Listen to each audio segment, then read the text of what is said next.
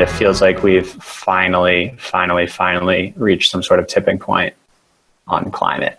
And it's both exciting that we're there, infuriating that it took this long, but also just like this moment and this next day, month, year, 5 years, decade is so critically important. That yeah, I think we're finally at a point where there is starting to be some reason for hope. Because if you went back a year or two and told us we're going to be where we are now on climate and the energy and the movement behind it, how much it's grown, I think most people in the climate space would take that bargain. They'd be like, we're that far? Okay. That means our rate of change, our progression's accelerating. Let's build on that. Yeah, it's a really interesting moment because you talked about climate silence, which I think is a really important term. And it's really important that people not only hear people talking about climate and ecological crisis, but also talking about climate silence. Mm-hmm. Because I actually just created a whole series of videos about helping people talk about the climate and ecological crisis. Yes, everyone should go watch that. It's fantastic. My main, and I'm also a writer and writing coach, and my main point there is you don't need to learn how to do it the right way. Any way you talk about it is mm-hmm. the right way, because there is a vast I think you were the one who introduced me to the term of the spiral of silence, where the silence kind of snowballs mm-hmm. around an uncomfortable issue. So people feel uncomfortable, and it's very convenient for the fossil fuel industry. And the fossil fuel industry has spent at least $1 billion since the Paris Agreement, only a few years ago, in misinformation about climate. So we are battling that enormous force against us to try to keep us silent. And we've seen in the White House now, literally censorship to the Environmental Protection Agency, scientists even trying to censor and keep silent the truth. So that's going back to Extinction Rebellion's first demand. We have to tell the truth. Silence is always, always dangerous. So every time we talk about it, we are taking a really important step. And of course, there's an election coming up, and that is so important. Another way we have the powers that be want to silence us is to keep us from voting and to keep us thinking that our vote doesn't matter and that both parties are roughly equally unbelievable and we're disillusioned with them both at equal rates, and so we just don't vote. Well, if you care about the environment, probably people do if they're listening to this, and probably you agree with me, so I'm not trying to necessarily convince people who are listening, but I just feel so strongly about this.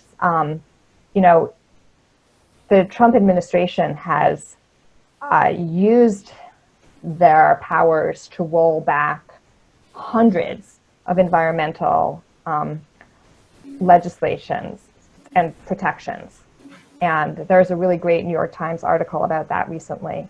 And this happens silently. It's not reported on very much.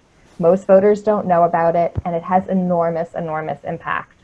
So our vote is another way in which we can speak and break that climate silence. Yeah, 100%. And to echo what you were saying a little bit ago of the stories and talking to people, no matter your level of understanding, like we're able to reach people that we know in our networks far better than pretty much anyone else. So even if you don't know all the facts, there's so much to know. It's impossible to expect anyone to know everything and speak to every single point eloquently. But you just have to know the basics and why it matters to you. And then you can go and talk to someone. And it might be a little scary, but you do it a couple times and you realize it's no big deal.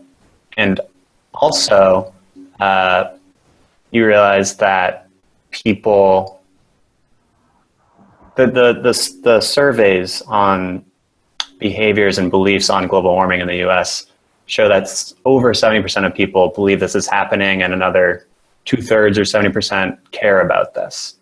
So even though there's a silence, chances are when you bring it up to someone, they're going to agree and maybe secretly be happy that you voiced this because people are concerned. And I think tying it back into politics, I would love for this to be made a bigger issue in the media, especially. I really don't think mainstream media does this issue justice at all. But it's a winning issue. It is a winning issue. And if you look at the popularity of renewable energy and even the Green New Deal, even after the Fox News barrage against it, those are very, very popular policies. People want to see this stuff, and especially younger people. And if we push on climate, then I think that's a winning strategy, especially when you tie it into healthcare. Climate solutions are a form of healthcare. There's somewhere between 50,000 and 250,000 people dying a year from air pollution in the US. That's massive. Happens every year.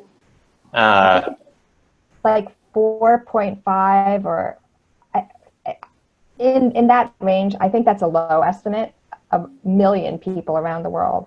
Globally, yeah, it's like Globally, four and a half to, I want to say 8.5. It's insane. Yes. And it's interesting that we're talking about this when we have the coronavirus, because they're both things that affect the lungs and then the whole system. Yep. So we have to be healthier. And also the people who are most vulnerable to coronavirus are people who have, already compromised lungs. Yeah. So I think there's a lot to be done in talking about and educating people on the fact that climate solutions are human health solutions. The World Health Organization has said that climate change is the biggest crisis for human health of the 21st century. Like, this isn't like fringe ideas or niche things. Like, this is everywhere. We just need to internalize it and act on it. And also, I wish we would hammer home a bit, or by we, I mean the media, that, like you said, the Trump administration has rolled back 100+ regulations, and they're rolling back even more right now in the middle of a health crisis. They're making people's health worse as this pandemic is killing people, and killing people at higher rates if you have pre-existing conditions. So it's just madness. Yeah.